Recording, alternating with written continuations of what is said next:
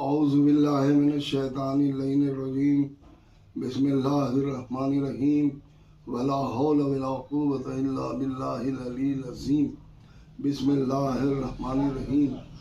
آپ حضرات مومنین کے سامنے چند اقبال معصومین پیش کر رہا ہوں، التجا ہے کہ اس کو توجہ فرمائیں اور غور و فکر کے ساتھ سنیں اور اس پر عمل درآمد ہوں۔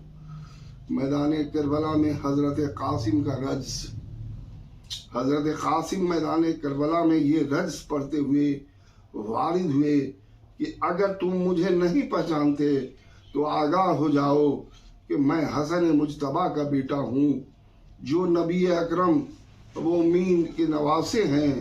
یہ حسین لوگوں کے درمیان ایک اسیر کی طرح پابند ہیں۔ خدا اشقیا کو رحمت کے بادل سے کبھی سیراب نہ کرے۔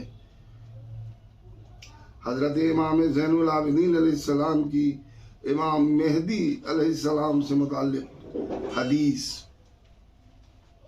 امام زین العابدین علیہ السلام کے متعلق حدیث فرماتے ہیں، حضرت امام زین العابدین علیہ السلام نے فرمایا، ہمارے قائم میں انبیاء کی چند سنتیں موجود ہیں۔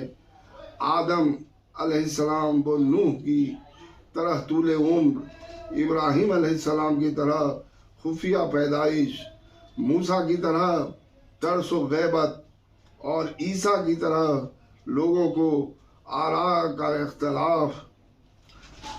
بعض نے کہا فوت ہو گئے، بعض نے کہا سولی پر لٹکا دیے گئے۔ ایوب کی طرح فرح و کشائش امتحان کے بعد، اور محمد کی طرح شمشیر کے ساتھ خروج۔ حضرت فاطمہ زہرا صلوات اللہ علیہا امام مہدی سے متعلق حدیث فرماتی ہیں۔ بی بی فاطمہ زہرا سلام اللہ علیہا امام مہدی علیہ السلام سے متعلق حدیث فرماتی ہیں کہ جابر ابن عبداللہ انصاری حضرت زہرا سلام اللہ علیہا کی خدمت میں حاضر ہوئی۔ آپ نے ہاتھ میں ایک لوح تھی جس میں اوصیاء کے نام تھے۔ انہوں نے گنے تو پورے 12 تھے، آخری کا نام قائم تھا۔ 3 محمد اور 4 علی تھے۔ حضرت امام مہدی علیہ السلام سے ملاقات کا مجرب عمل۔ حضرت امام جعفر صادق علیہ السلام نے فرمایا، جو شخص صبح اور ظہر کی نمازوں کے بعد اس طرح درود پڑھے، اللہم صلی علی محمد وآل محمد وعجل فرجہم، تو وہ شخص اس وقت تک نہیں مرے گا جب تک حضرت قائم آل محمد کو پا نہ لے گا، یعنی اسے حضرت علیہ السلام کا شرف ملاقات ضرور ہوگا انشاءاللہ۔ تعلیمات حضرت امام حسین علیہ السلام۔ ایک شخص نے امام حسین سے عرض کی، فرزند رسول، میں آپ کا شیعہ ہوں۔ آپ نے فرمایا، ہمارے شیعہ وہ ہیں جن کے دل ہر قسم کے مکر و فریب اور خیانت و کینہ سے محفوظ ہیں۔ امام جعفر صادق علیہ السلام نے فرمایا، ہمارے لیے باعث زینت بنو، باعث ننگ و عار نہ بنو۔ اے شیعو، اپنی زبانوں پر قابو رکھو، فضول باتیں نہ کیا کرو۔ امام حسن علیہ السلام نے فرمایا، جو رشتہ دار تمہارے بارے میں دوستی و محبت کی جذبات ہی نہیں رکھتا، اسے اپنا رشتہ دار مت سمجھو۔ علم قرآن امام حسین علیہ السلام کی زمانی۔ اللہ کی کتاب ان 4 چیزوں پر مشتمل ہے: عبارت، اشارہ، لطائف اور حقائق۔ عبارت عوام کے لیے ہے، اشارہ خاص کے لیے ہے، لطائف اولیاء کے لیے ہے، اور حقائق انبیاء علیہ السلام کے لیے۔ معصومین کو تحفہ دیجیے اور اپنے تحفے سے بہتر تحفہ لیجیے۔ ایک کنیز نے امام حسین کو ایک گلدستہ پیش کیا، اس کے بدلے میں امام حسین نے اسے آزاد کر دیا۔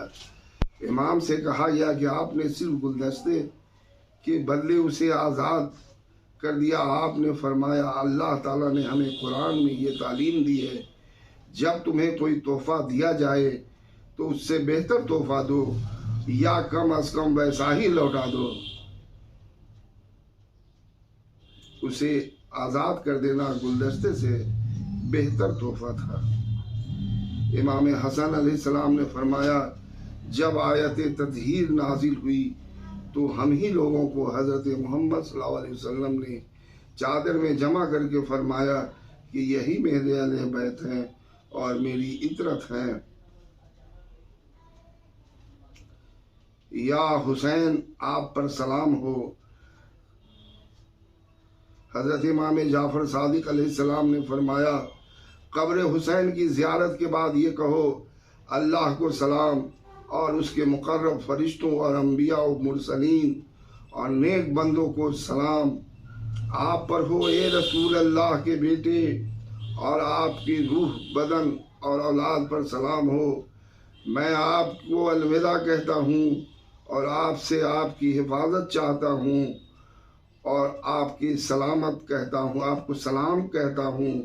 हम अल्लाह पर, उसके रसूल पर और जो कुछ वो लाए सब पर ईमान लाए। ऐ अल्लाह हमें गवाहों में लिख दे। जिंदगी में इंसानों को कभी खुद से ज़्यादा किसी और पर भरोसा नहीं करना चाहिए, क्योंकि अंधेरे में अपनी परछाई भी साथ छोड़ देती है। फ़कत वस्सलाम।